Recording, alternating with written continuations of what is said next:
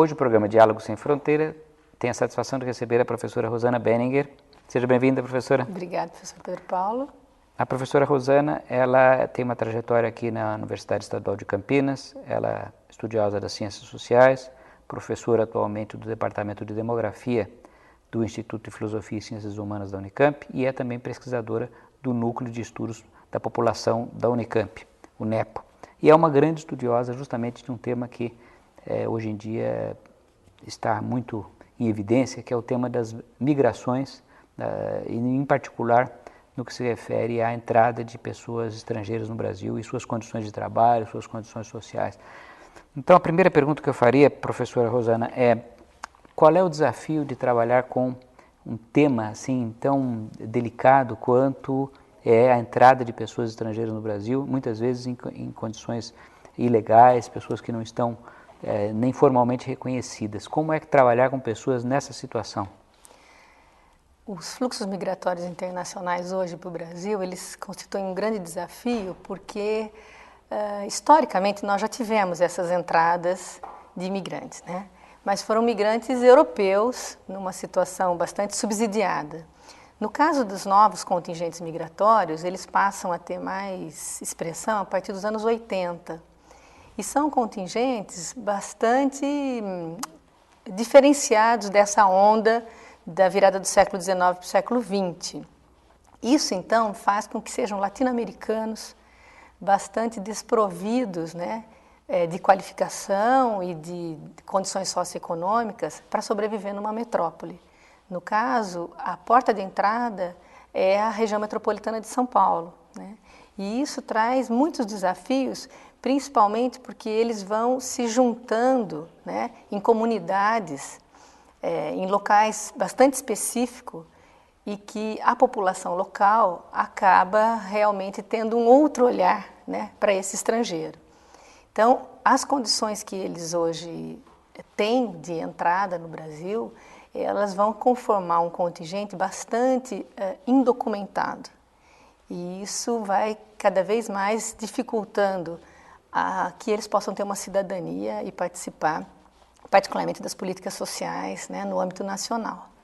Porque a professora Rosana mencionou uma particularidade que já é bem conhecida, até porque passa em novelas de televisão, que é a imigração histórica, italianos, espanhóis, judeus, árabes, mas que em sua grande maioria vieram para cá por meio de acordos oficiais. Então, embora não fossem cidadãos brasileiros, tinham uma carteira de estrangeiros, tinham um certo registro, tinham algum tipo de, não digo de assistência, mas pelo menos de reconhecimento da sua existência. E no caso desses atuais, muitas vezes são pessoas que entram ilegalmente e que, portanto, estão aqui completamente sem documentação.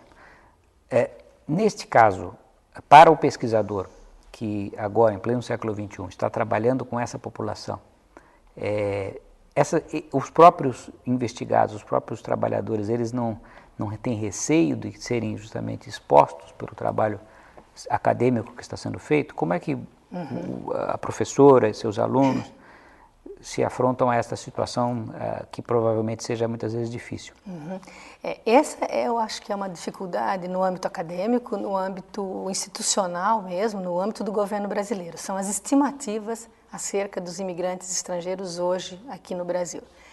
Porque geralmente os migrantes internacionais que respondem ao censo demográfico são os documentados, né? Eles não têm medo de responder ao censo. Então nós vamos pegar no censo demográfico uma fatia da imigração que ela é muito seletiva. Geralmente são os imigrantes já bastante qualificados, com muito tempo no Brasil, diferente desses indocumentados, que realmente, como o censo ele não é obrigatório, né, a resposta, eles não respondem, né, a uma subestimação na fonte oficial que a gente conseguiria captar os volumes migratórios internacionais. Então, o grande desafio teórico-metodológico é justamente como que nós chegamos nesses imigrantes, e nós temos feito bastante entrevistas qualitativas, né? De um lado, pesquisas com a história de vida desses imigrantes, entrevistas em profundidades com eles, grupos focais, né? de modo que nós consigamos extrair dessas verbalizações e desses discursos, né, o que é possível interpretar em termos da inserção desses imigrantes na sociedade brasileira.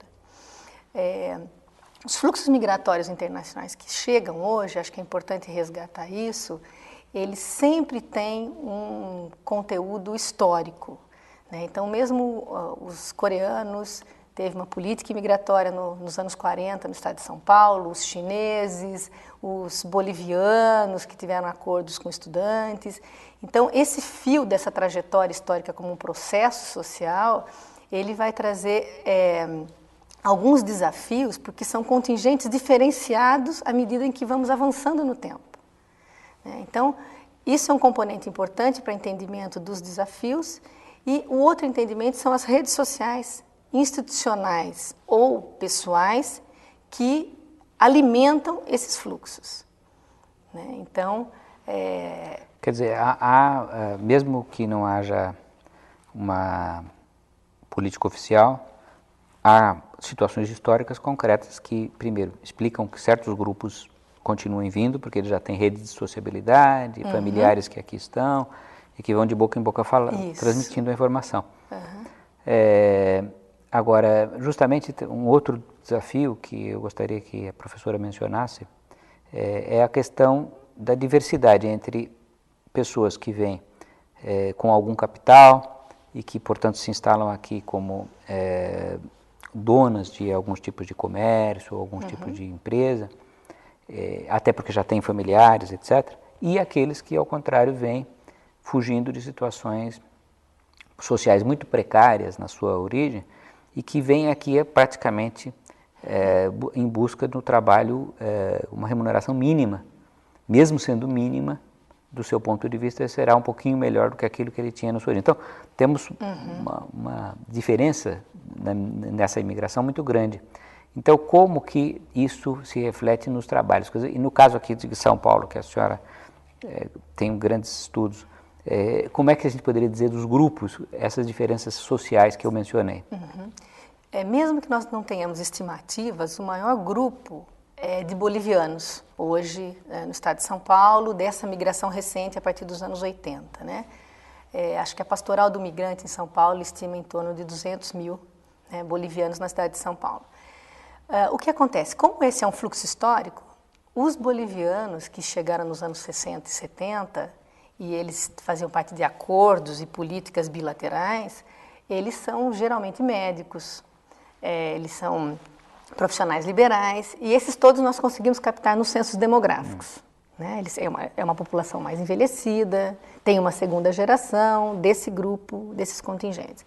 Esses migrantes mais recentes, né, particularmente esses bolivianos, peruanos, equatorianos, que se juntam nessa nova conformação da dinâmica da divisão social do trabalho no âmbito internacional, eles acabam vindo com baixa qualificação, mas também uma seletividade que hoje nós conseguimos perceber basicamente nos grupos dos bolivianos. Quer dizer, embora os bolivianos estejam no nicho da costura, e isso foi bastante marcante nos anos 80 e 90, os que vêm hoje, eles já vêm preparados da Bolívia com alguma qualificação para se inserirem nesse nicho em São Paulo. Ou seja, vai havendo uma seletividade cada vez maior dentro do próprio grupo migratório. E num primeiro momento, esses bolivianos, quando eles chegam, eles estão imediatamente, tanto do ponto de vista físico como do trabalho, vinculados aos coreanos. A partir de um momento que ele tem um capital, ele sai do centro dos bairros centrais de São Paulo, ele vai mais para a periferia, e ele mesmo já tem a sua oficina de costura com as suas máquinas, e ele que contrata outros bolivianos. Então tem uma cadeia, né, que faz parte dessa produção vinculada a uma dinâmica internacional e que a interligação entre diferentes grupos imigrantes, ele mantém a dinâmica dessa imigração.